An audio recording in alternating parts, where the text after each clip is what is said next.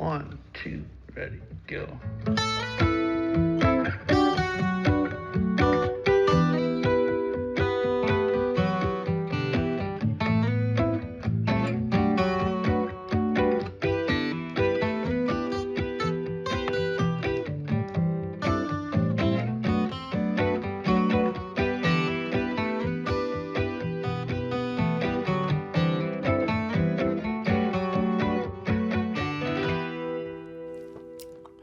Oh, sorry. Caught me drinking coffee. I guess it is 9:30 p.m. Welcome. Sorry, I'm just showing up a little bit late. It's Sunday night. Dan Grider, Probable Cause. Welcome to yet another Sunday evening production, and I'm glad that you're here with us. Looks like there's maybe a few extra people here with us tonight, which is always good. And I want to say welcome, and let me know in the live chat if you can where you're typing from and where you are. Glad to have you with us. I'll try to respond to a few of those. Already, it looks like the live chat is going pretty fast, so that's a good sign. I'd like to introduce myself. My name is Dan Grider. I do run a little tiny itty-bitty fledgling YouTube channel called Probable Cause. It's mostly my opinion based to help you get some information about general aviation. I'm trying to reduce the general aviation fatal accident rate. I'm trying to solicit the help of others. My feeling is that the information that we have concerning plane crashes gets hoarded and kept by the NTSB way too long. It takes 3 years. We don't ever get a good result, and most of the time it has nothing to do with storing the wreckage in a hangar to examine it 3 years later.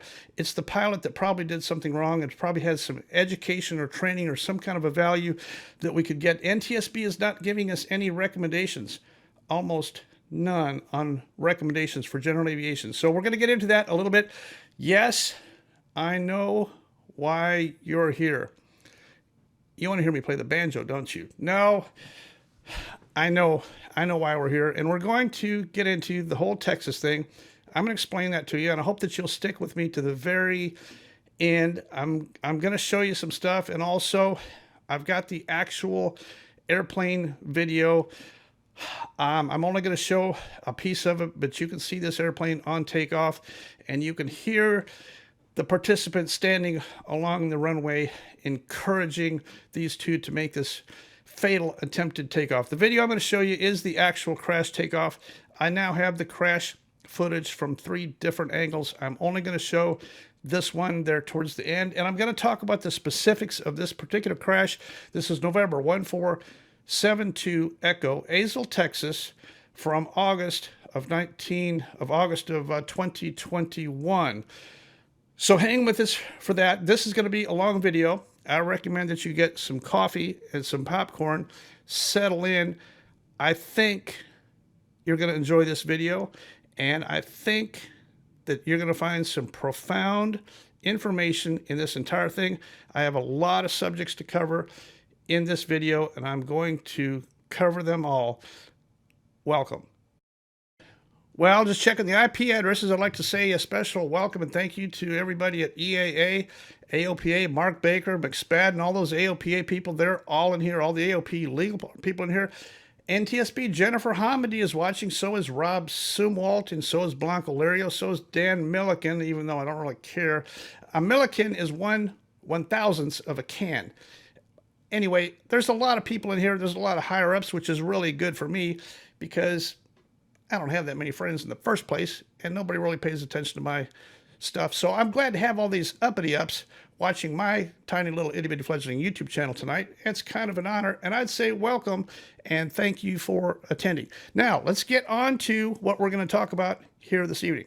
First of all, I want you to know that any YouTube channel, these opinions are my own. I'm going to give it to you the best that I can.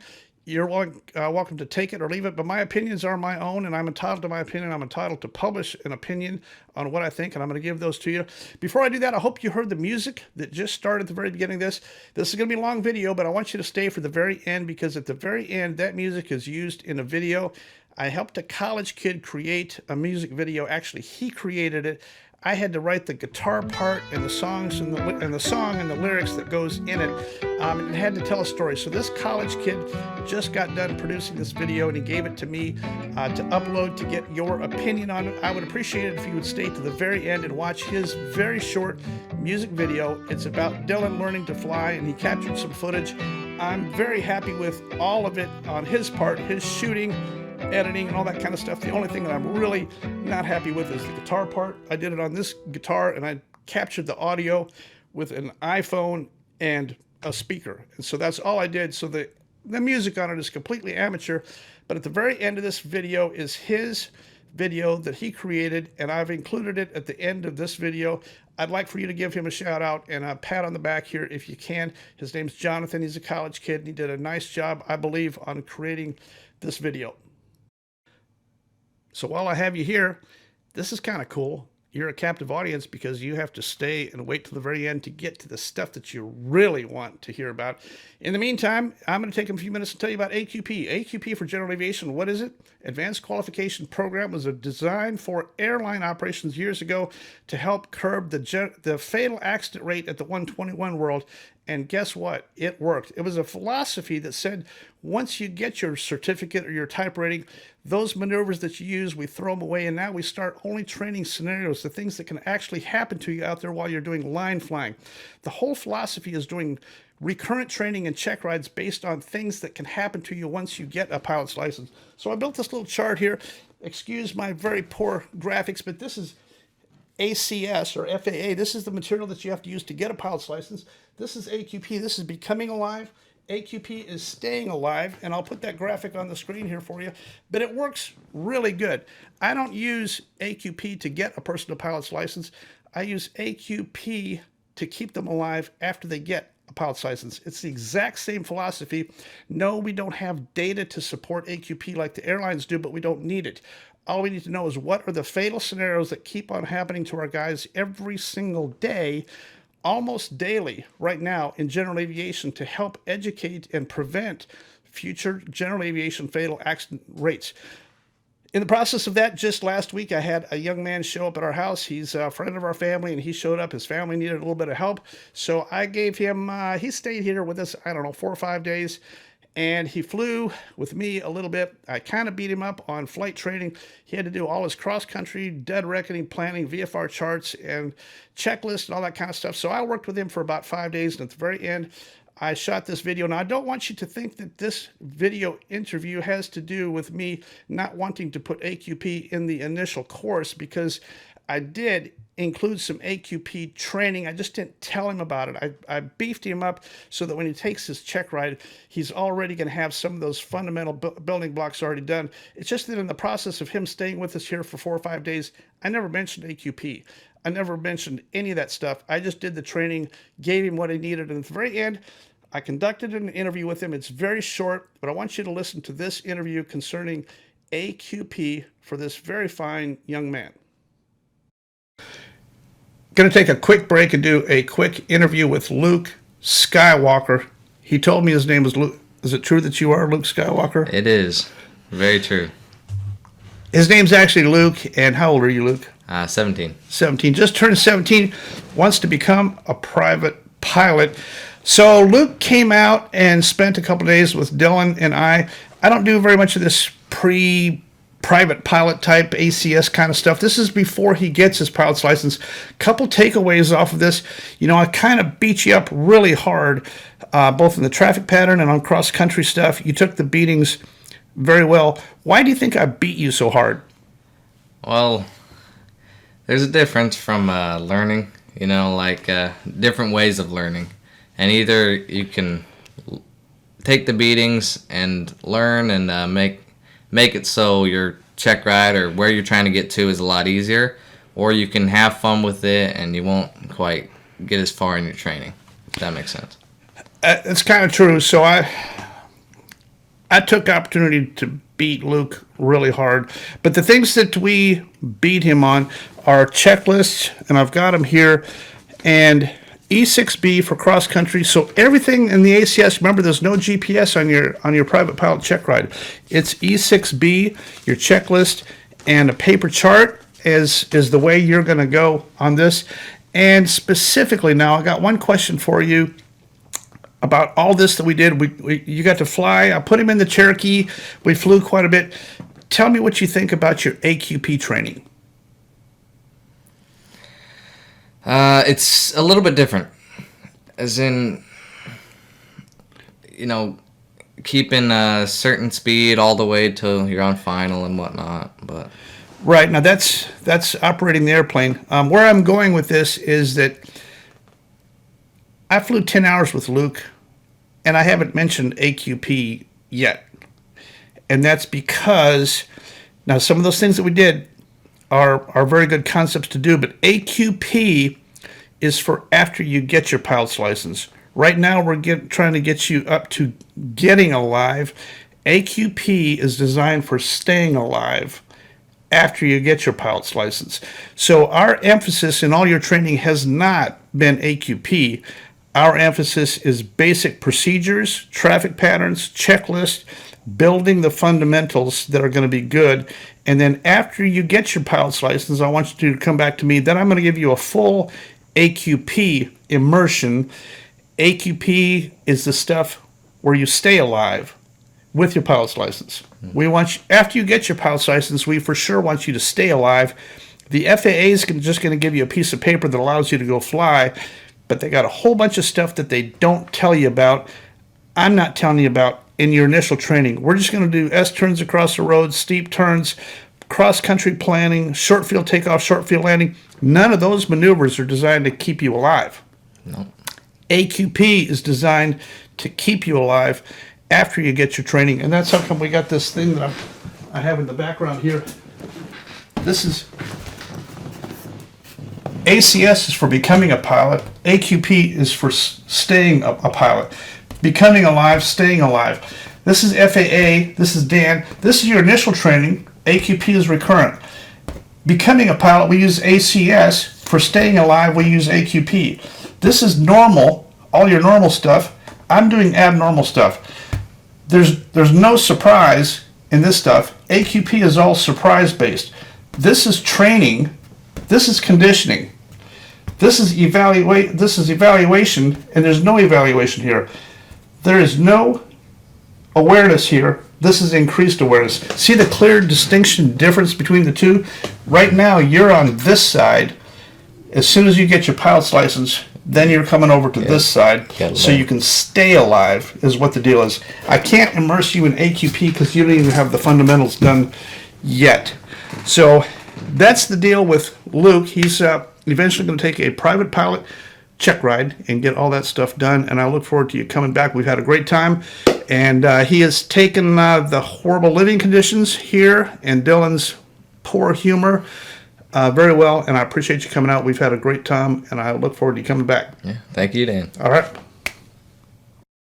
So that's AQP. I appreciate you hanging with me to the very end. I know why you're here, and I'm going to give it to you at the very end, and it's going to be worth it. But this is your education process, your education block concerning AQP, which is the real, true, actual purpose of my entire channel in the first place. And I want you to know that I started this Sunday night video program 52 weeks ago right now. Exactly 1 year ago right now, I started doing a video every Sunday night 52 weeks ago, and I have not missed one single Sunday night. So it's a tremendous amount of time and dedication to pull it off.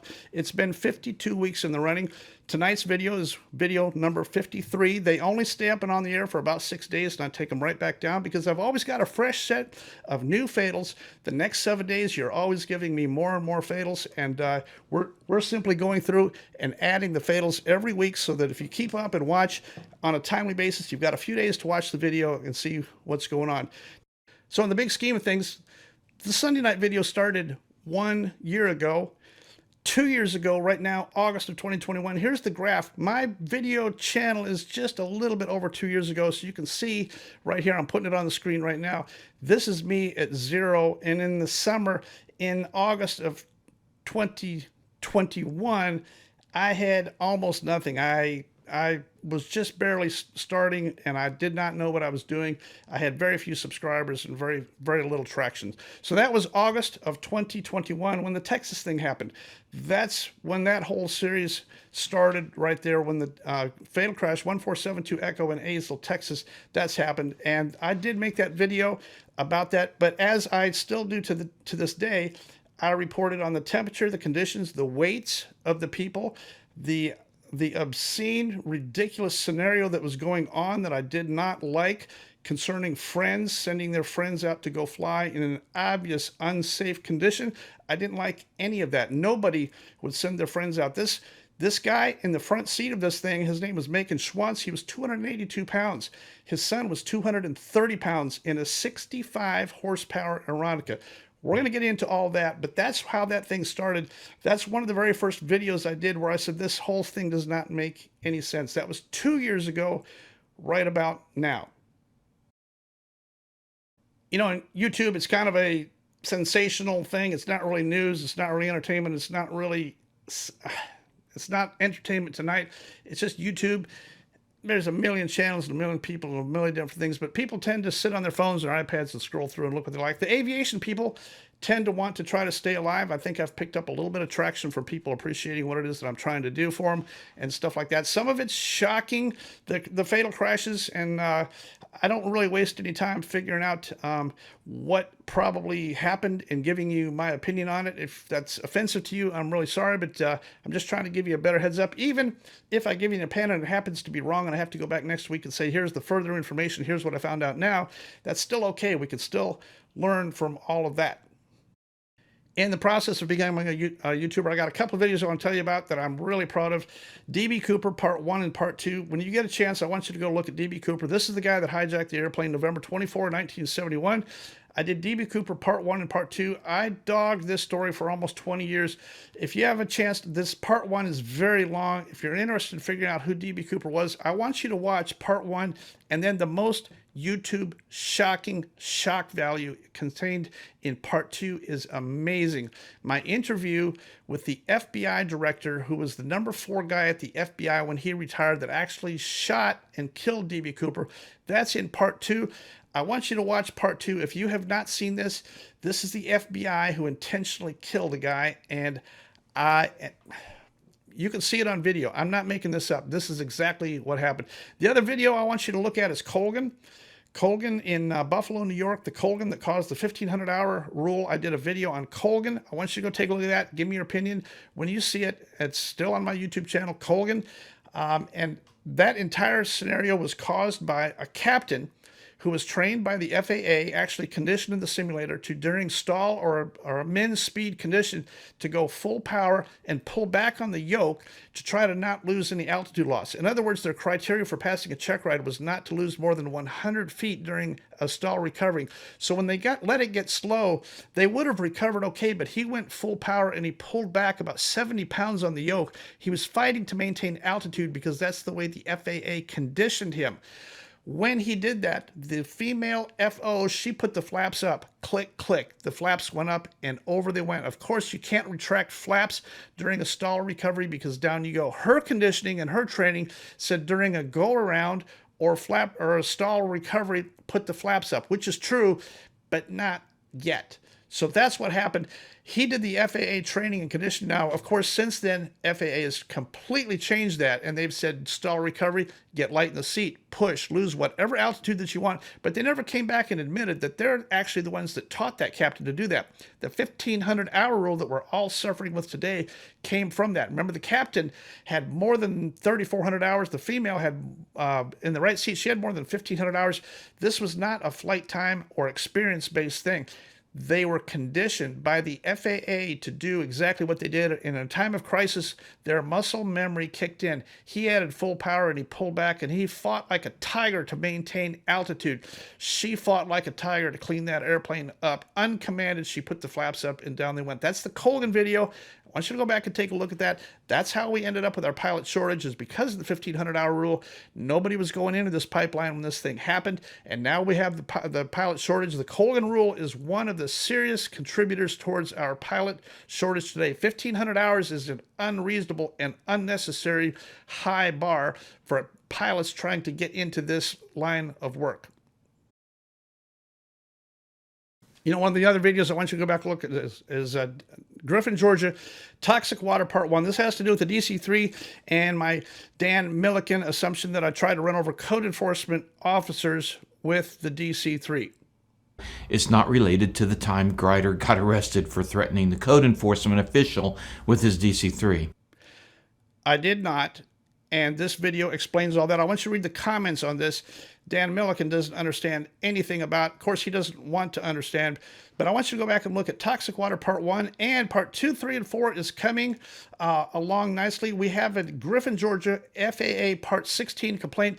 This has to do with airports across America that are being overburdened by rats infested in their airports, taking over their land, their hangars, their facilities in non-aeronautical use. It's rampant and it's everywhere. It's against the law.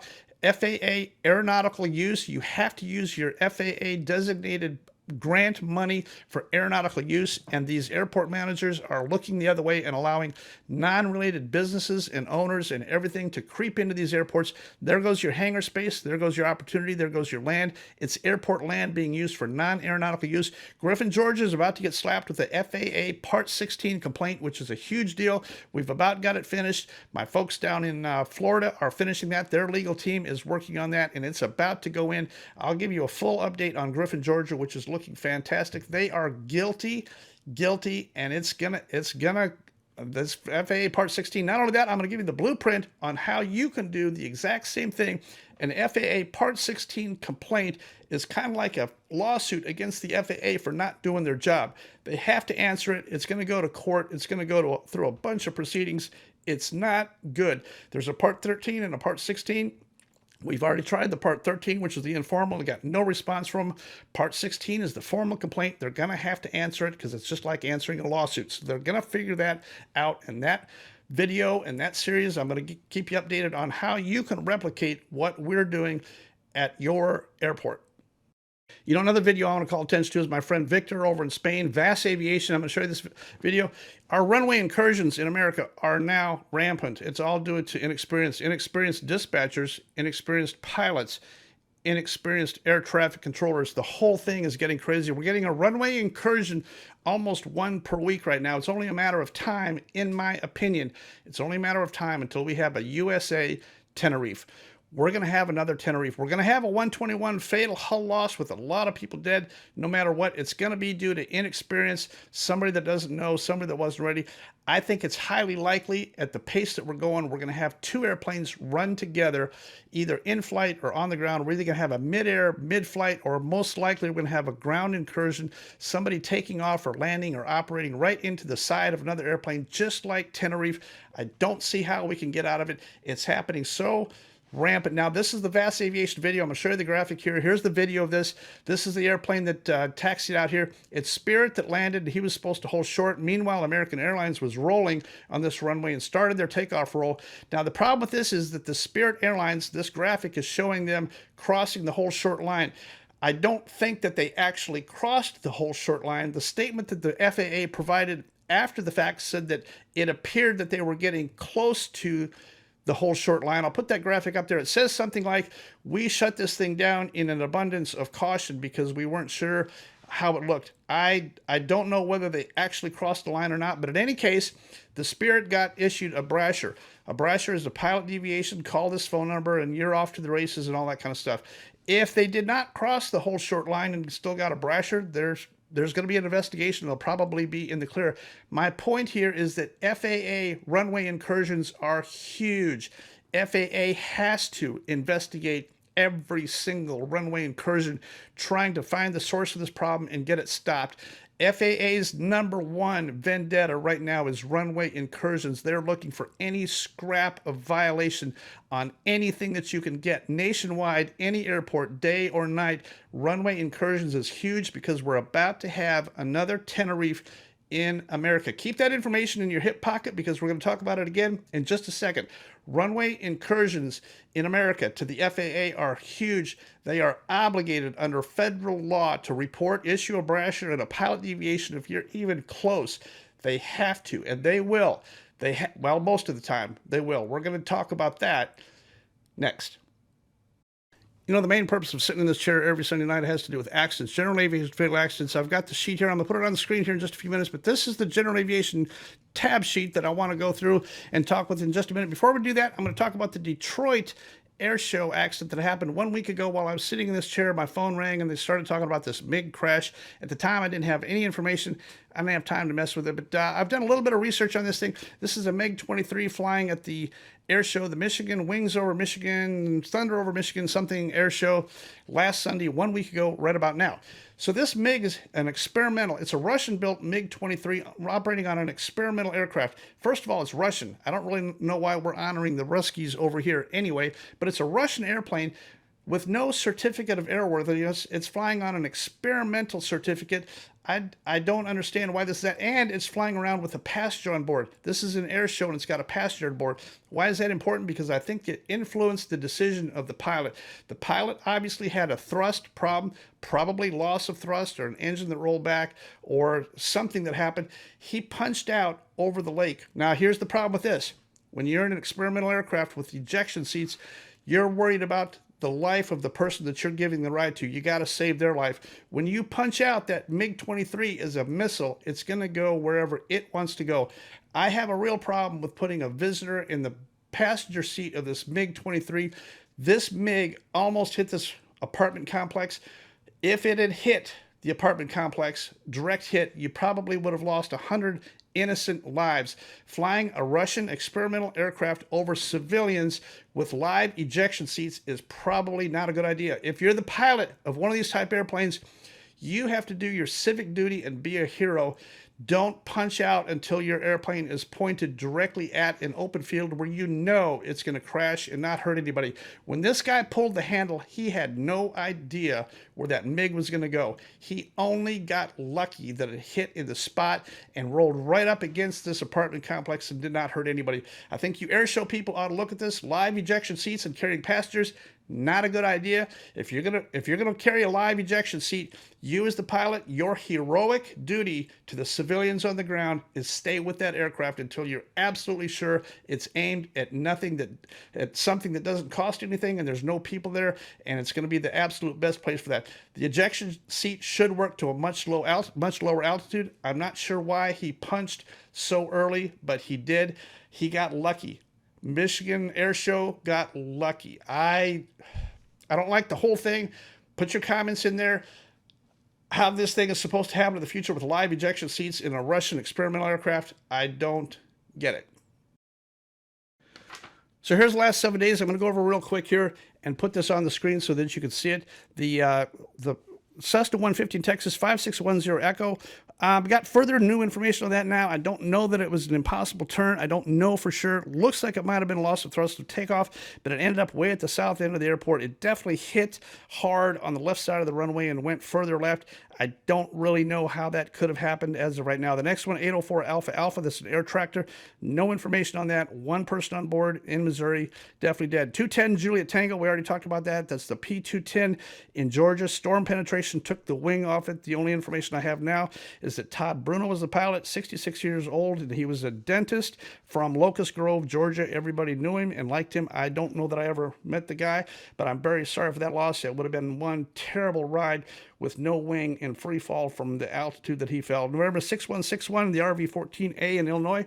This is a guy named Greg Bierman, 62, doing aerobatics, low-level aerobatics, and did not get it turned around in time. This guy probably, I don't know, doesn't sound like he was much of an aerobatic guy, but he was attempting aerobatic flight. Two of the witnesses saw the aircraft inverted over town, and then it went in. So low-level impromptu aerobatics is not a good idea. I don't recommend it. I don't like aerobatics in the first place, but if you're going to do it, get an actual CFI and an actual aerobatic airplane, go up actual certified altitude, play with your stuff up high. Don't be doing aerobatics down low in regular airplanes on an experimental basis. Is not good, and Mr. Bierman proved that. The one that I forgot last week was 1503 Lima. This is the Bell 47. It hit power lines. Theodore Farwell, age 39. I think he was crop dusting in his Bell and hit power lines. The whole power line thing is rampant. Happens all the time. The next one, ironically, 239 Whiskey Delta, the Petrel in North Carolina, happened also last week at about this time. This was the guy named Jeff Cooley, 63 years old. He also hit power lines. This Petrel was kind of a seaplane, airplane kind of a thing. He hit something in North Carolina. And then one of the most recent ones here, November 98555. This is the PA 28161. It's a Warrior in Florida. I don't know if this is a DMMS or a wing fail. It kind of looks like, from the witnesses, it kind of looks like pieces were falling after the fact, like pieces were still falling through the sky after the airplane hit the ground. So I don't know if something fell off the airplane. I don't know if a wing fell off the airplane. Keep in mind, this is a low-wing Piper. There's a big AD on these things for wing bolts and AD for wing inspection, X-ray, corrosion, all that kind of thing on the low-wing Pipers. It applies to all of them. I don't know if that's related or not. I don't know if the airplane was all in one piece when it hit the building there or not. But in any case, one is dead here, and I'm not sure the condition of the other two. This is a flight training airplane, and it kind of sounds like it might have been a stall spin, because initially I think one of the persons initially survived. So if a wing fell off, I kind of doubt that anybody on that thing would survive the entire impact. But once again, I don't know. The next one here, we're going to take a look at that. That is the Piper J5. It just happened in Wisconsin about 1 p.m., 12:55 p.m. yesterday, Piper J5A. All I can tell so far from talking to the people up there, it looks like a shoulder harness thing. This J5 was landing on the north-south runway. Used to be a taxiway. They kind of use it as a runway now. Not really certified anything, but it was landing about midpoint. Somehow it flipped over. The guy from Michigan, they wouldn't give me his name. I don't think anybody knows his name yet. They said an older gentleman from Michigan, and he was dead on impact. It sounds like there was not very much damage to the actual aircraft. It sounds like a shoulder harness thing to me, but I don't know. I'm going to watch that, because the whole shoulder harness thing is something I'm really looking at close here, especially in light of the other Piper J3 Cub in Wisconsin 2 years ago, where the female flight instructor got killed and the guy in the back seat survived. Neither one was wearing shoulder harnesses. She smashed her head into the panel. She died almost immediately of brain injury from smashing her head. No shoulder harness in that airplane. I think on these little flight training airplanes, both the tandems and the side-by-side seating, I think for flight training, I think shoulder harnesses ought to be mandatory. That's my NTSB recommendation. Since I'm DTSB, I'm going to make a DTSB, I think, for flight training airplanes. Anything little like this, I think we ought to be having shoulder harnesses in the airplane. I'm in the process of putting them in Dylan's airplane right now. The airplane is in maintenance, and it's going to get shoulder harnesses installed here in the very near future. Those were a gift and a donation from Alpha Aviation, our friends in Owatonna, Minnesota, and we're going to document that entire install process and how they work, the inertial reels and all that kind of thing. You can get your shoulder harnesses from Alpha Aviation up there. So that is that's the weekly accident recap. Now I got to get into it's going to get bloody from here, but let's get it on. So y'all know about this Texas thing, but and I'm going to get into the specifics of that in a minute. But I was sitting here at this desk, and my phone rang a couple days ago. It was AOPA, and they wanted to ask about. So I took their call and I recorded their call. I specifically wanted to know how I could help them, and they wanted to know if I wanted to provide a statement, which I did. But I wanted to know specifically, if I give you a statement, are you going to slice it and dice it and cut it up to take only what you want out of it, or are you going to print it verbatim exactly what I said? So the guy hemmed and hawed about that a lot. I'm going to play that call so I can show you that he called me. I didn't call him. And I was trying to get him to commit to, if I give you a statement, will you print my statement exactly as I typed it, or are you going to dice it up? Here's that call. Hello. Hello, Mr. Grider. Yes. This is Jim Moore calling. I'm the managing editor of digital media at the Aircraft Owners and Pilots Association. Hi, Jim. Hi, I'm calling you today because I'm working on a story about the civil court hearing in Texas yesterday and the judgment that was entered against you in the record in the matter involving Charles Cook. The fundamental question is, do you plan to appeal this? And well, let me just send you. Give me a few minutes here. Let me just send you a response back. I ask that you read it, and if you choose to do an article on this subject, that you reprint my response from start to finish so that you don't cut it up and alter it. Is that fair?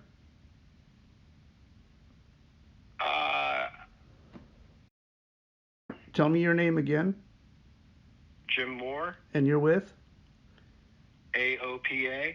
I appreciate that.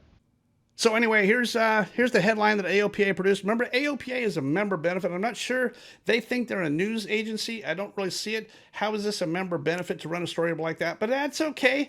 They elected to go down this path, and I'm going to help them with this. AOPA wanted to go down this path, and I appreciate that. So AOPA, let's go ahead and talk about some other stuff. Now, the other two aviation outlets, I won't even call them outlets, that dared to run this story was Aero Network News, Jim, Captain Zoom, Campbell, and Dan Milliken. So that's your only three. There's 271 aviation news outlets around the world. Only 3 of them wanted to run this story, and there's a reason for that. You'd have to be stupid to run this story. You'd have to be stupid to go with this. But I'm not calling anybody stupid. I'm just saying here's the 3 that did.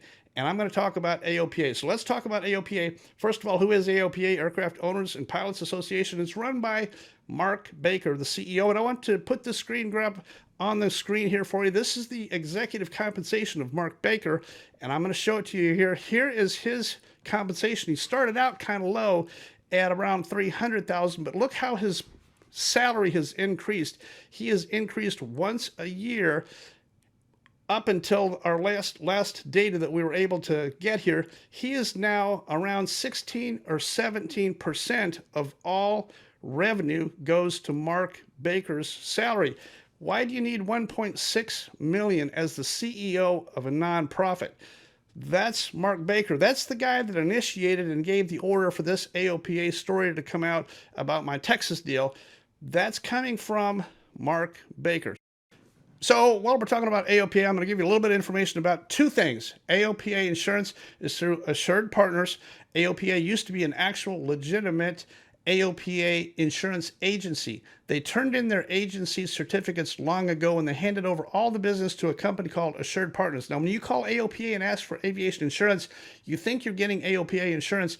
You are not. You're getting Assured Partners, who is simply a broker who goes to the market and gets the stuff for you. What does AOPA get out of it?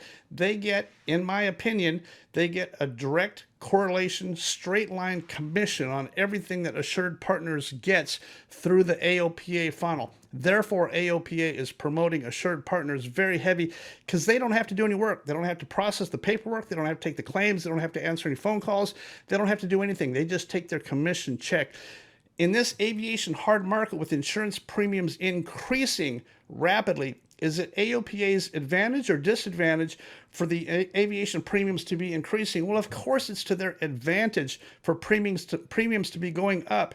They're getting a slice of increased premiums every day. The higher your premiums, the more money AOPA makes, and they're not doing any work for you. None. They're just getting a slice of the pie. Therefore, their incentive, I believe, in my opinion, I believe that's conflict of interest. AOPA is supposed to be a safety member benefit organization. Now they're getting a straight line direct commission based on the hardening aviation market. The worse the general aviation fatal accident rate is, the more money they make. Isn't that like a conflict of interest? I don't get it. Maybe you can tell me. I don't understand how that is, but that is exactly what the deal is. AOPA does not have an insurance agency, and you cannot call AOPA and get insurance. You cannot get AOPA insurance. It's going to go through Assured Partners, and that's all it is. You're thinking how it used to be. It's no longer like that. Now let's talk about AOPA legal. You think you've got an AOPA legal plan, and you do, but it's not AOPA attorneys. All they do is they collect your money, give you a policy, some kind of a deal where if you have a problem, you can call AOPA and there's some funding. It's kind of like a slush fund that they build up among all the people that have bought AOPA legal plan. You think that you're getting AOPA lawyers to help you with your case? Not true. They're going to give you a list of some attorneys that you can call, and then they're going to give you some money towards your case.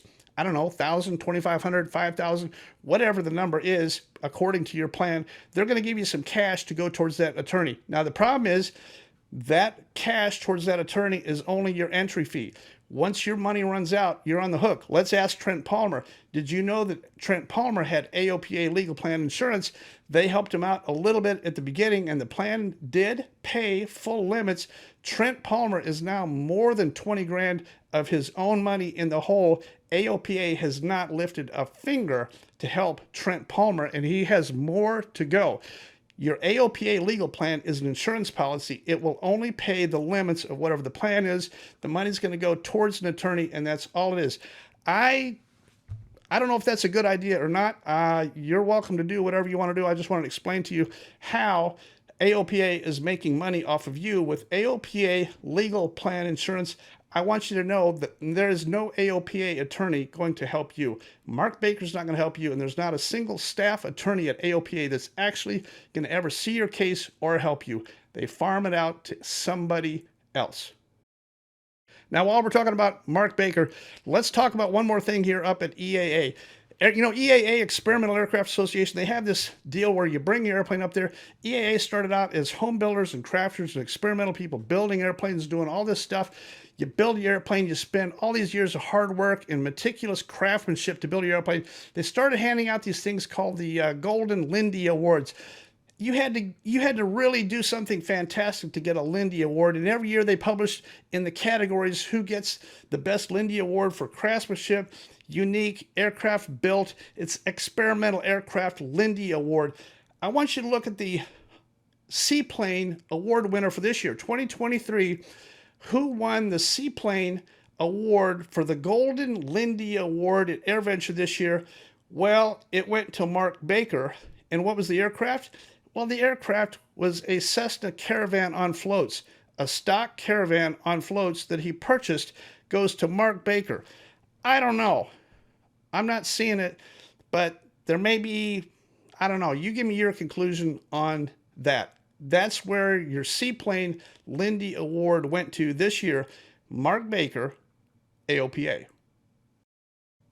Now, while we're talking about EAA, this is going to get bloody, but I'm telling you all about it. I didn't want to go down this path. This is due to AOPA. They started this, and I'm going to take the opportunity. I think it's a safety thing. I'm a safety guy. I probably would not have ever mentioned this.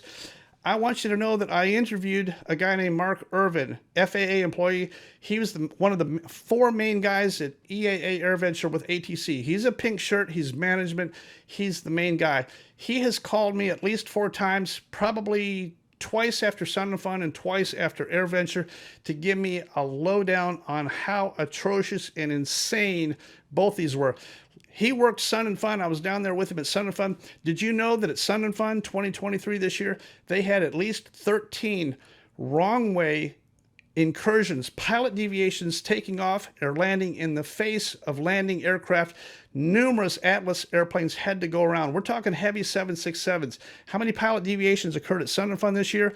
0. There were no pilot deviations. They have a policy. There's some kind of a deal in place with Sun and Fun and AirVenture where there is no brasher, no anything. Even for runway incursions, everybody gets a pass. I'm going to let you listen to Mark's voice. This year for AirVenture, it was insane. This is Mark's voice telling you, and this whole thing needs to get looked at. More than 50 pilot deviations. I'm going to give you just a segment of our conversation, but I've got a total of 4 conversations with Mark. Eventually, I'm going to play all of them back to back and just let you listen to how insane Sun and Fun and EAA is. What this does is it sets up a cowboy scenario where there are no rules. Everybody knows you can't get violated and anything goes. The runway incursions at AirVenture this year, the documented runway incursions at AirVenture were profound, including this scenario with the King Air that pulled out in front of another airplane. I don't get it. Let's listen to Mark explain about the King Air.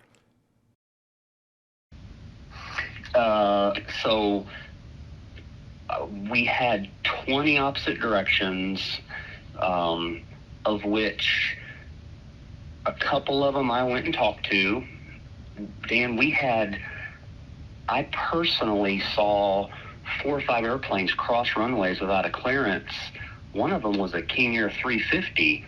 I mean, that's a serious airplane. Now, the main question I asked Mark and put it on tape is there any waiver for FAA? Is there any waiver for EAA in their obligation to do a brash or a pilot deviation? The only way we find and fix these problems is by reporting them and investigating and getting the pilot deviation stopped. If you're landing the wrong way, landing without a clearance, making a takeoff, or doing a runway incursion, it has to be investigated. We have to find out who you are, and we have to tell you not to do that again. It could be a big investigation, could be a little one, but you have to let FSDO handle that. It starts with getting reported. It starts with a pilot deviation. We have to do that. I'm going to ask Mark, is there any waiver issued to EAA AirVenture which allows them to skip the entire brasher pilot deviation FAA official policy? Is there any kind of a waiver in place? It's just getting too stupid, and somebody's going to get hurt. All right, I got one important question for you. Yes, sir.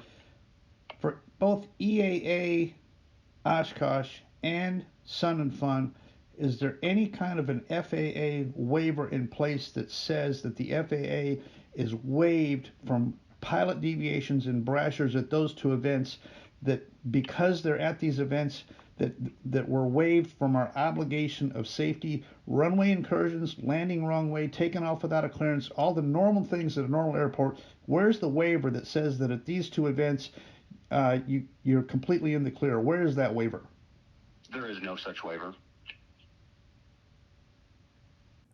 So I'm pretty disappointed over that. I probably would not have played that tape if it hadn't been for Mark Baker and AOPA. But they wanted to go down this path, and I'm happy to. I have a whole bunch more video and a whole bunch more tapes. I'm going to tell you one more EAA story here real quick. This is from EAA 2021. I had my DC-3 registered to land up there. I did everything proper. I landed, and EAA did not want me parking there. They hooked up a tug and wanted to tug my airplane to the north side of the airport, and I said, that's fine. They tugged it. In the process of tugging it, the people on the Basler tug were drinking alcohol in open cans, and I took pictures and video, and I made a complaint. I said, you guys out here in the taxiways tugging airplanes should not be drinking while you're tugging. And they basically said, well, you know what they said. So the next morning I visited with the manager at Basler, and I said, no hard feelings here, but I think you guys should not be drinking while they're tugging airplanes on the field here around other airplanes. I'm going to play that video with the manager of Basler. You're not going to believe this, but that's how come I got kicked off the field. I filed that complaint for consuming alcohol while they're driving a tug. EAA brought me a letter and said, we don't want you back on the field because of it. I said, I didn't cause the problem. I just alerted you that you guys are drinking and this is an unsafe condition. They sent me a letter, said don't come back. So I got their letter. I was served their letter that year on the field. They brought me and handed me this letter. It's the exact same letter that EAA has issued 350 other times, including to the SOS brothers. EAA actually sued the SOS brothers and issued all of them the exact same letter. You can't set foot on any of our property. So I had one of those for that year up there. Woo! Hey Dan, how's it going? I'm good, man. I want to shoot a quick video and say hi. Hi Dan. Justin, you are the main man here at Basler, right? That's correct. Awesome. How long you been here? 16 years. Awesome. Is it really 16? 16 years. Man, started in 05 in the vintage. Well, I think we got a few other things worked out, but I just wanted to let you know on camera that last night when we came in, you guys driving the tug had open cans of beer, were drinking while they were driving the tug, and we filmed all that. That sounds good, but none of them were on the clock. So, and that can be proven by the... It doesn't matter. They were operating equipment while intoxicated with open containers. So you let public opinion do its job on that. Doesn't matter if they're on the clock or not.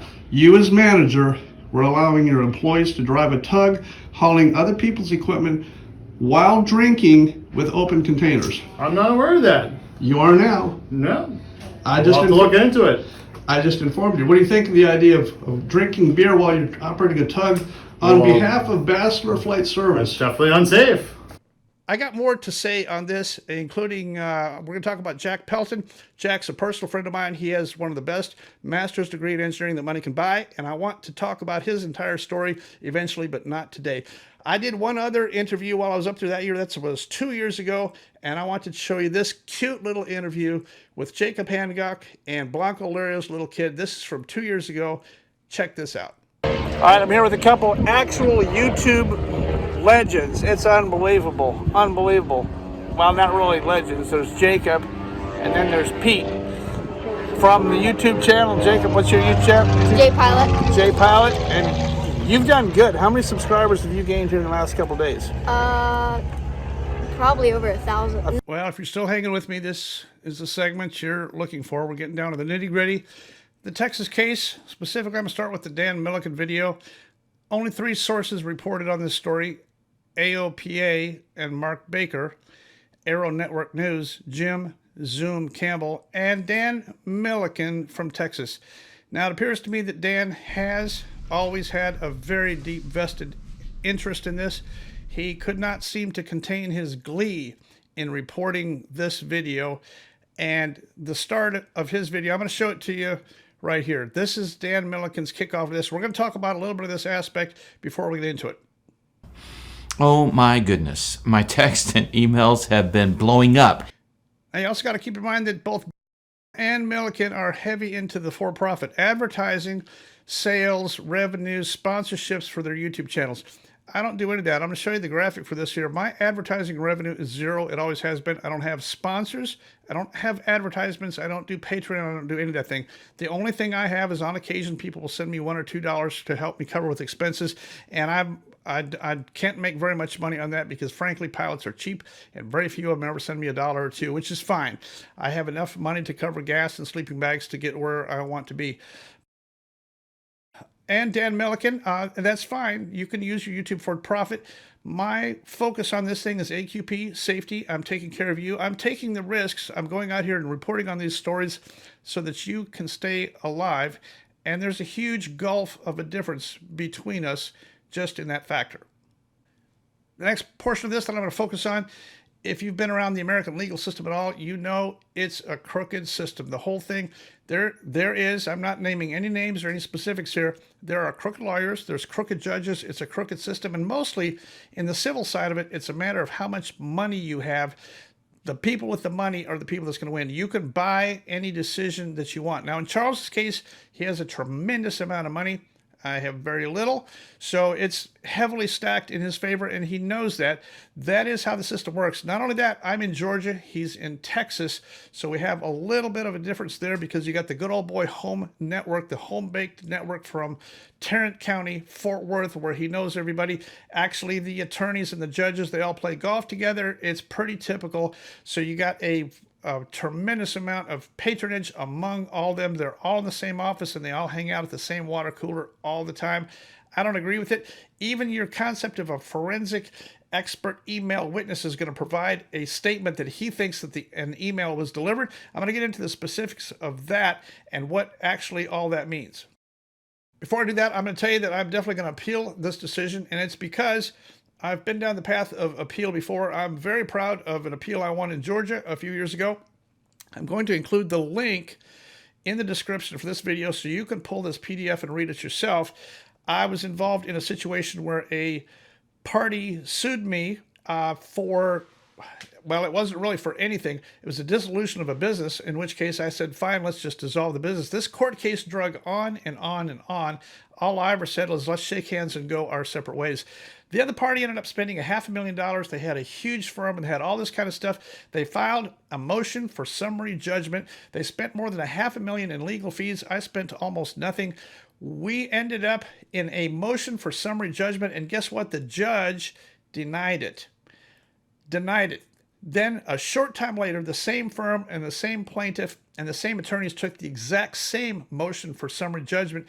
They turned it into the same judge again, and this time the judge rubber stamped it and said, fine, we award victory to you. I represented myself. You've probably never heard of this. Dan Grider represented himself, Georgia Court of Appeals, oral arguments. Dan Grider was there. The state of Georgia captured it on video and gave me a copy of it, and I have a copy of the result. And guess what? On appeal, I won. I appeared pro se, Georgia Court of Appeals, and won. And look at the document. If you get a chance to read this, the Georgia Court of Appeals did a nice job in seeing through the garbage here that this firm, this plaintiff, in this corruption situation, the judge erred. It said it over and over. The judge erred. The judge erred. I did oral arguments, Georgia Court of Appeals, by myself, and I won. The reason is because Georgia Court of Appeals is your final last straw to making sure that the law is applied equally and fairly. And if there's any impropriety, they want to err on the side of giving you a trial. In this case, the Georgia Court of Appeals did a very nice job. I'm going to play just a segment at this time of me giving oral argument, Georgia Court of Appeals. Check this out. In conclusion, Your Honor, Mr. got preferential treatments. It's shown he enjoyed all the personal benefits. He profited on the sale of the aircraft that I sold his airplanes to my friends so he could have a profit. He kept the money, and this is a jury question. I cannot believe that a court of appeals could enter the realm of wanting to be jurors to fully understand the aspects and the intricacies of this case. I should be allowed the opportunity as a citizen to a proper jury trial in proper venue, and that is all I'm asking for. Thank you, Mr. Thank you. I'm pretty proud of that. You know, when all this stuff started, I got a whole bunch of information. Some people in Texas said that Charles was pretty upset at me for making this video. My video simply said that this little airport here obviously had some problems. They'd had a bunch of airplane wrecks there and some very unusual things going on. I made my video and I said the aircraft was overweight. It was hot. 2 big boys in this airplane taking off, and too many people out there pushing these people into attempting this takeoff. I made my video. I said an Aeronica, a 2-seat tandem Aeronica of 65-horse engine. The guy in the front seat was the dad. His name was Macon Schwantz. He was 280 pounds. 282 pounds. The guy in the back seat was his son, Jack Schwantz, 230 pounds, linebacker at the local football team. They were way overgross. It was too hot, too much fuel, too heavy in a tiny little 65-horse airplane. Like, what are you all thinking? No, we can't do that. So I called, when I found out Charles was upset at me for citing those facts, I called it like I saw it. Stall spin, too heavy, too hot, stall spin, shouldn't have tried it. I called Charles. Charles didn't call me. I called Charles, and boy, was he upset. He right away wanted to jump in and threaten me with a lawsuit, and I said, that's fine. Let's go ahead and do that. I even sent him a text. I said, now, Charles, keep in mind, there's this thing of, I'll put it on the screen here, there's death by criminal negligence, and I'll read it to you here. I said, Charles, in other words, if the death of another person accidentally occurs while you are acting as unreasonable and reckless manner while disregarding obvious risks, you can be charged with a criminally negligent homicide. He said, I was in Fort Worth Meacham at the time. I wasn't even there. And I said, okay, all right, that's good. Now his story has changed. Said he was at home on with COVID on an oxygen machine when it happened. I'm not sure if I buy that either, but in any case, that was my first phone call. I did send a text to Charles. He knew that he did not want to go through discovery, depositions, witnesses, cell phone, text messages. He did not want to go through all that because he could be found out. If they stacked up a bunch of evidence, he could be found criminally negligent. It was entirely possible, and that was what he was afraid of. So after I talked to Charles, about a week later, I got a letter in the mail from an attorney firm, Anderson and Riddle, in Fort Worth. A nice letter, said, well, we're thinking about suing you. We'd like to talk to you about this. So I called him. I called him immediately, talked to a nice lady named Kinsey Lakey on the phone. I'm going to play a portion of that call. I gave her my phone number, my home address, all my information. I said, you can contact me here anytime if there's anything that you'd like to do. Here's my home address. And I gave her that. Now, in the process of this, I asked Kinsey Lakey. She did not sound very experienced, and she fumbled with everything. I asked her, I said, Kinsey, are you an attorney? I'm going to play this call here because it's significant. During this call, which was just late August, maybe early September of 2021, Kinsey Lakey was not even an attorney. She was still in law school. Let's listen to the 2 questions I asked Kinsey Lakey. Okay. Well, you were the one that called us. Jeff just forwarded me his message and asked that I give you a call back since I was the attorney handling Charles Cook's matter. I'm sorry, what was your name again? Kinsey Lakey? Kinsey? Yes, Kinsey. Okay. All right. And you're an attorney, I guess? Yes. Okay.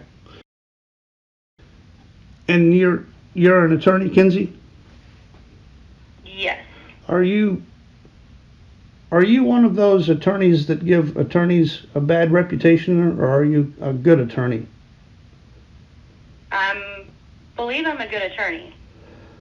So Kinsey Lakey, Anderson and Riddle, she lied to me. She told me she was an attorney. She was not. She didn't graduate, finish, and pass her bar until much later. She was not an attorney when she answered that question, so she lied. Now, the problem here is that Charles and his attorney are already devising and concocting a plan to beat this via a default judgment. In order to do a default judgment, they're going to have to get me to not answer it. In order to do that, they want to send a process server not to my home address, as is required under the federal constitutional law. You have to serve a person. You have to receive a summons at your home address, or you have to be served wherever you are. They sent a process server to my hangar 21 miles away. The process server made one attempt, reported back, didn't find him. So then this same attorney, he sends an email to the judge, asks for an equivalent process via social media. And I said, what is social media? And that means they sent you an email with the summons in it.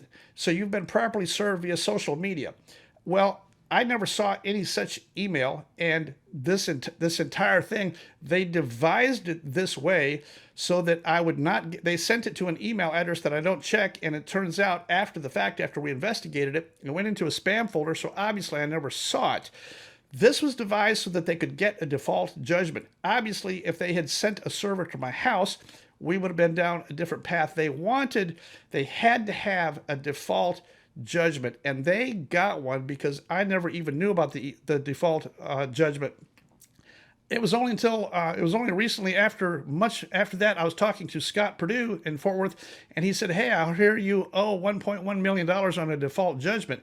And I said, "What are you talking about?" And he said, "Yeah, Dan Milliken is running his mouth that says that you owe $1.1 million for something in Texas." And I said, "I will check into it." So I immediately hired an attorney in Fort Worth to pull the documents and look and see. And sure enough, there was a default judgment entered because of service via social media, which I have never heard of and my attorney had never heard of. So we started down that path. That first hearing was on March 3, 2022. And it was not necessary that I attend. This was a hearing to determine if there should be a trial or not, or if there should be a hearing to determine if there's going to be a trial. So we went through all that stuff. There was no mediation. Mediation never occurred. And after that process, we went through all that kind of stuff. I paid a $2,500 fee to get me a trial. I just wanted a trial. After that, my attorney made a phone call to me. He said, "Well, this is probably going to cost you 25 to 50 grand." He said, "And the problem is in Texas here, you are an outsider. You're not a local. The judge and this attorney are," he said, "the odds of you winning this and getting a trial are almost zero." And I said, "Really?" He said, "Yes, I'll be happy to take your money if you want to, but you're going to owe me a big retainer up front." And I said, "Well, sir, I don't have 50 grand to hand you up front for a retainer. I'm not a millionaire. I'm not even a hundredaire." So this whole thing shut down. He and I parted ways. I said, "Thank you for your service. Let me do something else." And we parted ways as friends and went on our own way. Now, before we left, I had a conversation with him about the actual process. I said, "Well, if I attend this hearing, am I allowed to represent myself pro se and ask for a trial?" And he said, "Oh, absolutely. You can attend this thing and represent yourself pro se. Tell the judge that you would like a trial. Tell them that you never received any email. They never attempted to serve you at your house. The whole thing is bogus." He said, "The whole thing is completely crooked. It's completely crooked." He said, "The problem is the judge is going to be mad because you're broke, you're from out of town, you're not an attorney, and you don't have knowledge of the system." And I said, "Well, sir, all those are actually true. In addition, I'm stupid." So I got all 5 of those going against me. He said, "Well, that's true." He said, "I can tell you what's going to happen." He said, "If you represent yourself pro se, the judge is going to be mad that you attempted to represent yourself pro se, and he's probably going to throw it out in the first 3 minutes." So guess what happened? I attended Fort Worth, Texas, June 29, 2023. Walked in. I said, I got my piece of paper here. I'm here to ask for a new trial. I'm pro se. My name is Dan Grider. I'm representing myself. I would simply like a new trial. I'm here to comply with this letter that said to be here at this date, this time, sir. I'm asking for a trial. He wanted me to argue and do lawyer stuff. I said, sir, I'm not a lawyer. I'm asking for a trial. That's all I'm asking for. That court hearing lasted less than 10 minutes, and he slammed his gavel and said, verdict for the plaintiff, default judgment. Now, you may think that that's bad. That's actually good. The reason is because that thing was over and closed so fast that there was no testimony, no evidence, no expert witness, no documentation. There was nothing occurred. They had the obligation to prove it and enter it into the record. Never happened. That's why on appeal, there is no evidence to prove that anything ever happened, because number one, it didn't, but number two, they had their opportunity to enter a statement from an expert witnesses that he thinks that I received in an email, and he thinks that I opened it, which I don't know how you can possibly do. But that's when their opportunity would have been to go before the judge, somebody take the witness stand, and somebody enter some stuff into evidence. All three of these events, there's been no witnesses, no documentation, nothing into evidence, no depositions. There's been nothing. There's not a smidgen of anything on this thing other than the original complaint, which was 1.1 million. So I came out of there. You think I would be feeling defeated because I got a default judgment against me on June 29? Actually, I feel kind of elated because the judge did not follow procedure. He did not enter anything in. He didn't look at the evidence. There has been no evidence. Now they issue a hearing for August 16. I don't really want to go. They've asked for 1.1 million. I hope they get 1.1 million because now it's a story. Now there's a possibility that AOPA is going to pick it up. Everybody is going to pick it up. Now, it turns out there was only 3 entities out there stupid enough to pick it up, and they all 3 did. But the hearing, they awarded 1.1 million, and they asked Charles what the 1.1 million was for, and he said it was because of loss of income and loss of reputation for his FedEx job. Now Charles has not had a FAA first class medical since March of 21. I'll put it on the screen here. I'm not sure what is going on with Charles, but you have to have a first class medical every 6 months. Charles is obviously right now not working in the airline industry, and that is what happened on August 16th. I'm going to reference this AOPA blurb in the article that they wrote. AOPA talks about this for a trial that never occurred is because there was no trial and nothing ever occurred. Now, I played that video a little bit ago from this person that sent me a terrible email. I'm going to put that email back up here on the screen here, and here it is. If this doesn't disgust you, this email came from Allison Hoyt. Allison and Charles Cook are best friends. This email came from her. Then after I put that on the screen on one of my previous videos, she sent me an email and wanted to make sure that I did not put her picture or any association with CAF Dallas in there. So I said, that's fine. I won't put your picture or mention CAF in any graphics on the screen. However, it is Allison Hoyt. She's an A&P mechanic. She works out there. I'm not sure what she does, but Allison Hoyt wrote that email, and it gives you a little glimpse of the sickness in this world all the way around. I don't see how a person can be like that. I don't see how a person can sit down in a computer and construct an email like that and send it. Is beyond me. Now, real quick, we got to look at the actual data on this thing. Here's the NTSB data. This thing was way over gross weight. The guy in the front seat was 282 pounds. The son in the back seat was 230 pounds. It's a 65 horse Aeronica, density altitude 2,500 feet. Here's the crash video, and I'm going to show it to you. I want you to listen very close to the person who's taking this video, who's even encouraging them as they go. This airplane tried to take off at least once, probably twice. 2 failed takeoff attempts. It was too hot. They were too heavy. Notice in this video, he never does fly the tail wheel. There's just not enough power to get this thing airborne. They kept on encouraging him. Whoever was out there that day kept on encouraging him until they reached the point of no return, and they actually attempted to take off, and they did cross the airport boundary to the south, where they properly stalled and spun and killed themselves.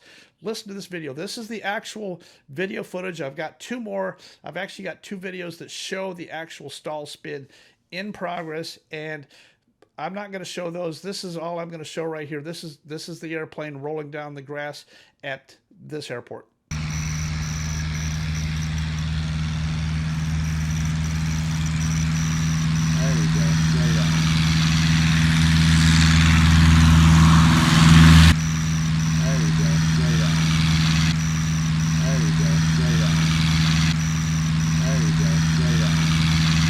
Now, the NTSB provided us the logs.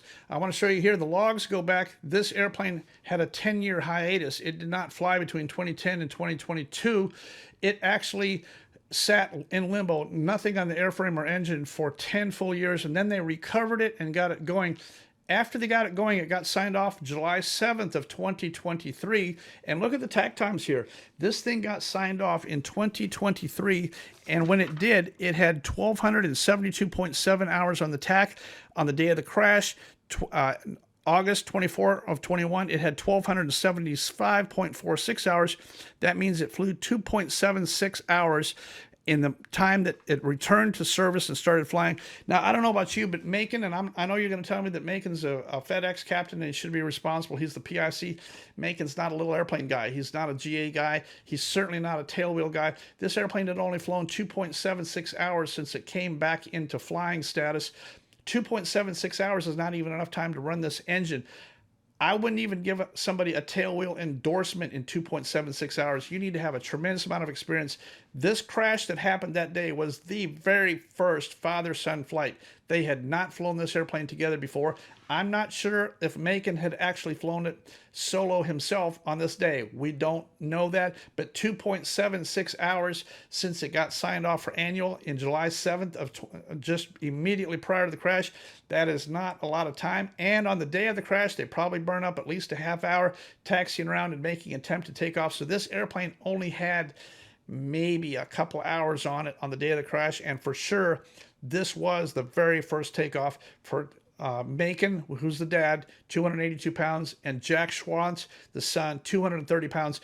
Anybody could look at this and tell you this is insane. You can't even hardly fit in the seats of this thing. This is not a flight training airplane, and this is what happened. Now, I've been out there and interviewed quite a few people. I got a lot of video interviews from the people across the street who told me in no uncertain terms, I'm only going to play one of them here, but after the crash happened, there was several people that came from across the street, came running. Charles was one of them. Charles was leading the pack, and here's a video I've got showing, this is a little kid who was there. He stepped outside when the plane crashed, and immediately the people from across the street from the airport came running. Charles was leading the pack, heading across the street. There was no delay. When this airplane crashed, those people from the airport came over immediately. Was he in Fort Worth Meacham? I don't know. Was he at home on oxygen? I don't know. He certainly got to the crash scene immediately, according to all the people that I video interviewed. How many people came over here with him then? I think 3. 3? Okay, good. Yeah, that's what you told me before. And then how long was it until like ambulances and stuff got here? Like a long time after? Yeah, it was like 20, 30 minutes. Really? Yeah. Long. Right. But those first 3 guys were the first ones here. Yeah. Okay. Before the ambulance got here.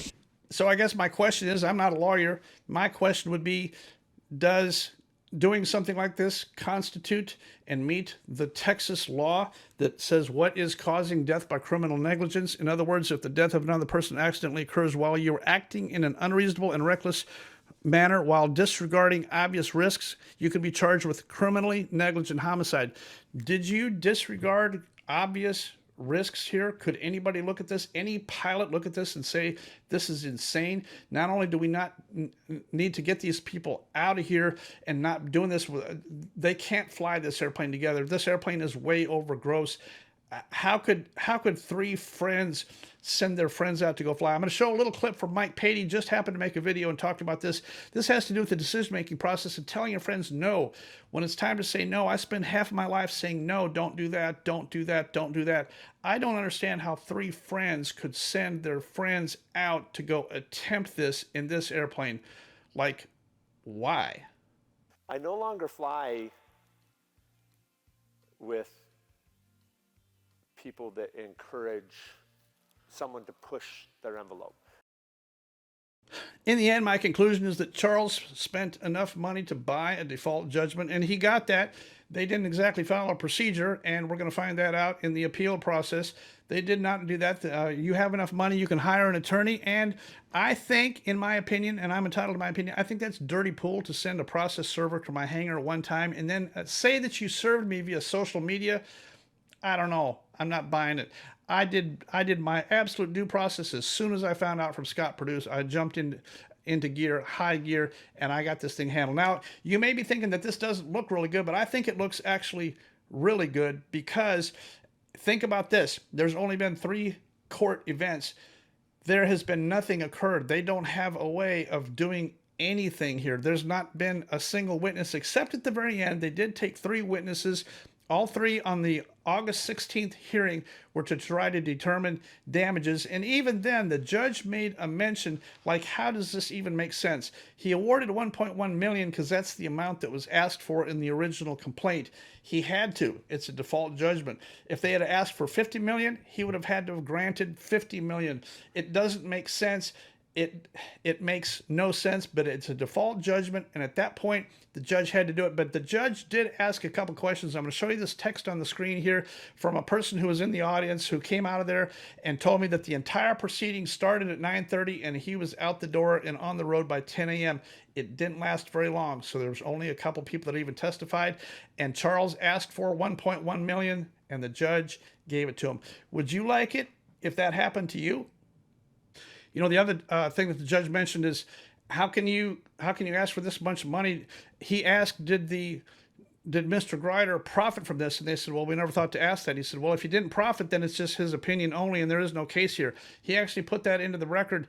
That was his statement on this. So the whole thing, I hope you can feel how disgusted I am with the whole thing, but I'm actually in a good place because now the tables are fixed to turn, and I am going to do the appeal process, and now we're eventually going to get a trial. All this stuff that I've uncovered is going to come out at trial now. Is anybody on the hook for criminal negligent homicide? I don't know the answer to that, but if I was those guys, I would not be feeling very good. The statute of limitations on criminally negligent homicide in Texas is 3 years. So anybody can make this complaint, and who knows what's going to happen. It is not good. I think it's hilarious that Dan Milliken put this thing. I'm going to take all the emotion out of this video. You got to be kidding me. I'm sorry, but the whole thing is completely laughable. I'm going to show you a couple other points in Dan Milliken's video that I want to highlight here. Each of Grider's claims have been refuted by facts and testimony of actual witnesses. No. There has been no actual facts and witnesses entered. There has never been any testimony, any depositions, anything entered into the record. Nothing has happened here. We have not had a trial. We never achieved a trial. Look at the AOPA thing. This is for a trial that never occurred. Here's the next one. Charles reached out to Grider on the phone. Not true. Grider reached out to Charles.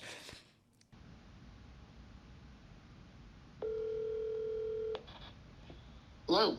Hello? Yes, who is this? This is Dan. Dan, this is Charles Cook. How you doing? Well, I've just watched your video online. Oh, okay, good. And need to know what you're doing. What are you trying to do to me? You know, and just so you know, I just got off the phone with one of your chief pilots. So you're going to go in and answer on that one also. That's good. Which I understand you've been arrested for assault and trying to run over the FAA with your DC-3. In the weeks after the September 22 hearing, mediation was attempted, but the attorneys for Grider asked the court to be excused from representing Grider for reasons. Well, yeah, obviously, I excused him. I know I'm not going to give you another 25 or 50 grand for a good old boy network that we can't win. I think we're doing the correct thing here, as is. I think we followed a very good path. Let's look at what Charles wants on damages here.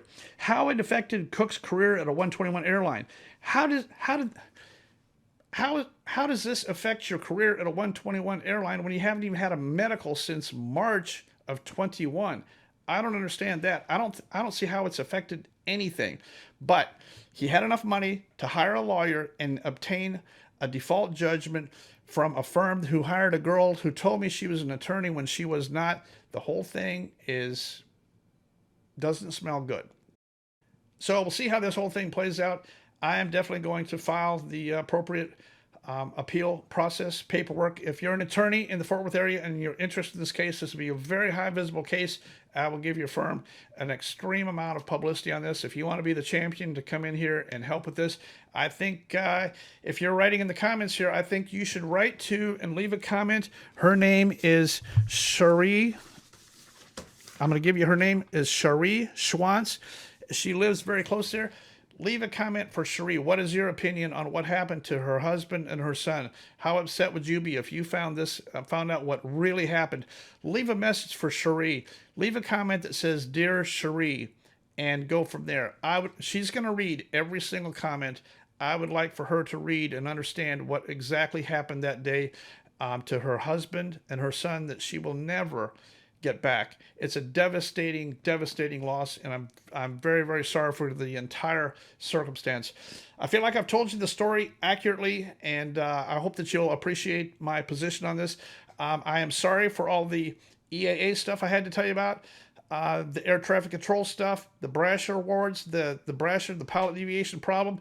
I probably have never talked about Mark Baker's salary. I would have never, ever done anything if AOPA hadn't wanted to go down this path, in which I finally said, okay, you guys want to talk about this stuff? I guess I'll talk about it, because that's kind of who I am. And I appreciate you watching and pay attention on my YouTube channel, Probable Cause. I'm going to leave you this video next here. This is that video that the college kid made.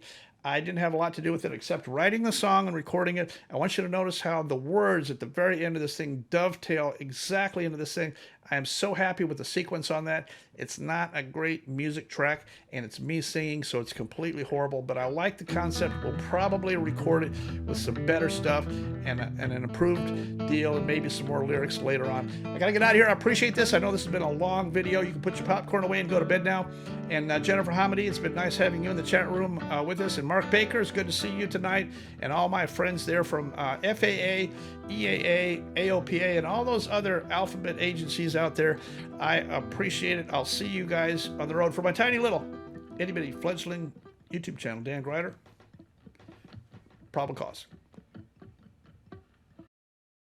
2, ready, go.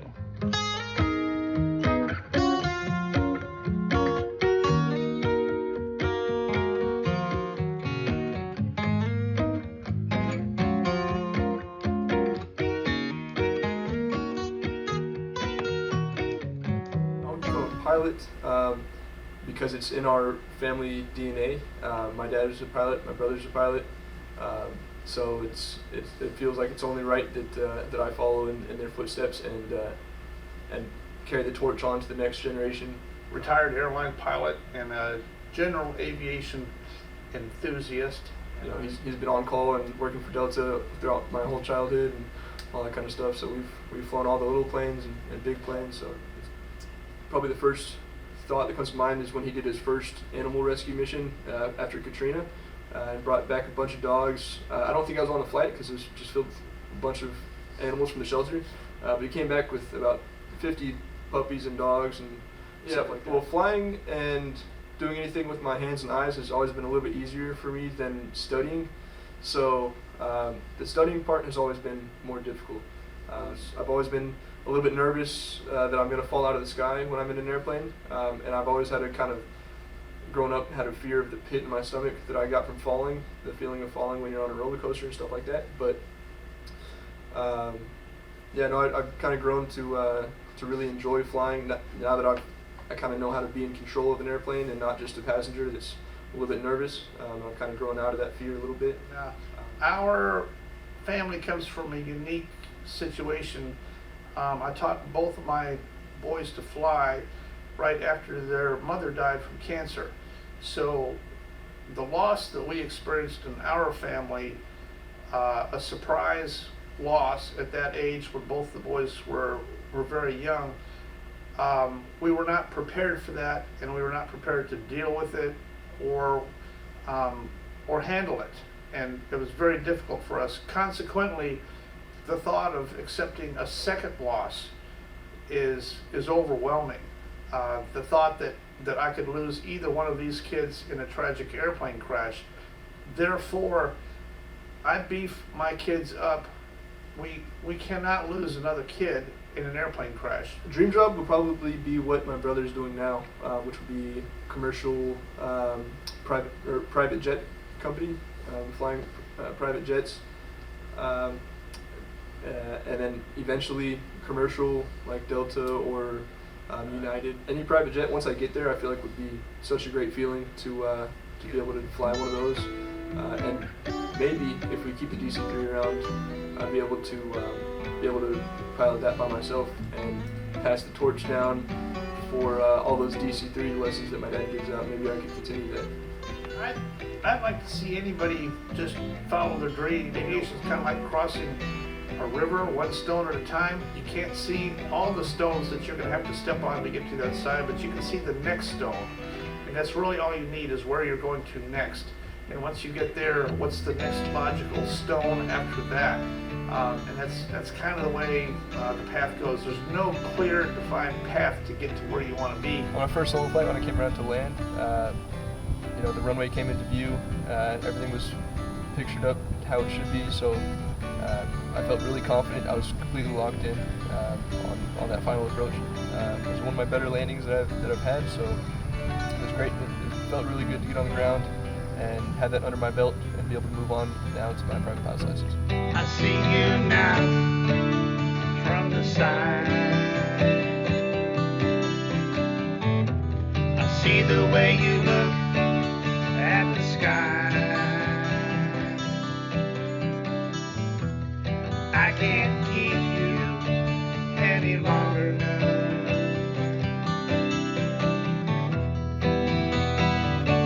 I'll be right here when we come back down. Alright? I'll meet you there. All I want is you to fly. Is you to fly.